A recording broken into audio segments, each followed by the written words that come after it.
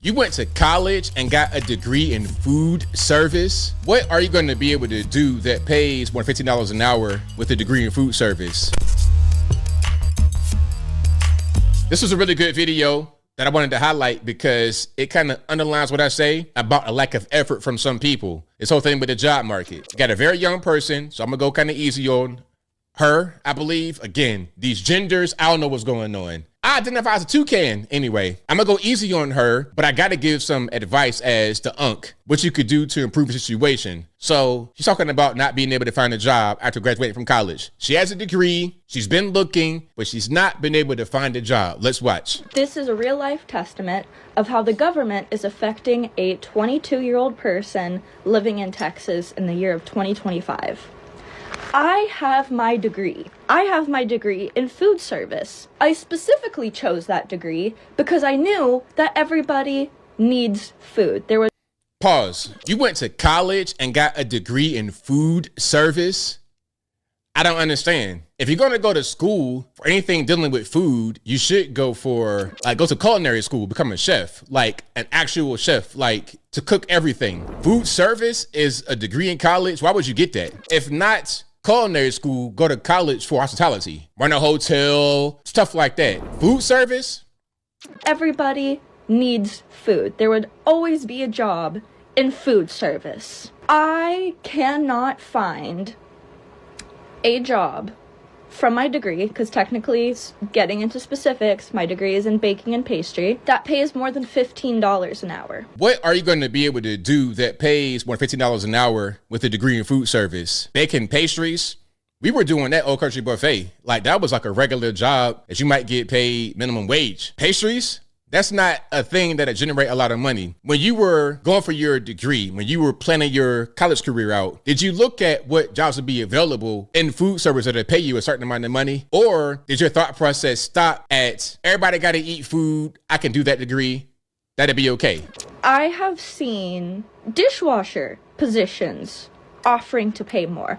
And you know why they pay more? I'm sorry for the pausing, but you know why they pay more? Because people don't want to wash dishes.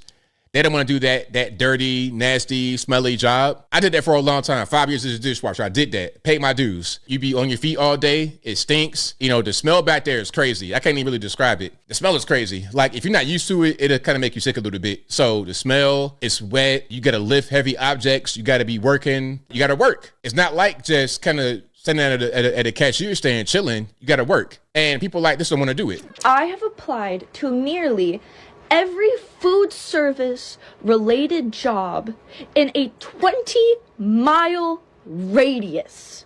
20 miles? That's not very far. Listen, my dad had got a job in Virginia when he was in West Virginia with a newborn baby and the wife, my mom. You know what I'm saying? And that's 400 miles away. 400 miles away. You're talking about 20 miles. That's like, you can almost walk that. I had an interview with Chili's last week. Chili's! As a to-go expediter. We'll give you a call back if you get the job. Nothing.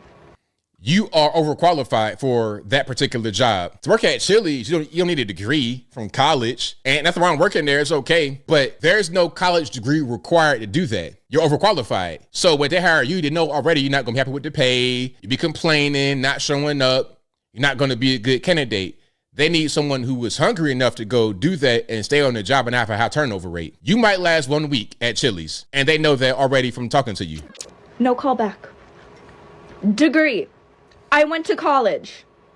I have been working food service for 6 years. And I was denied a job at Chili's. So where do you work now? McDonald's, Chick-fil-A? Like, what's going on? Food or like living situation. Let's get into that. I currently make, because I work 1099s, I work 3 jobs right now. Okay. I do DoorDash, I do pet sitting, and I am a personal assistant. You don't have high ambition, and it's okay.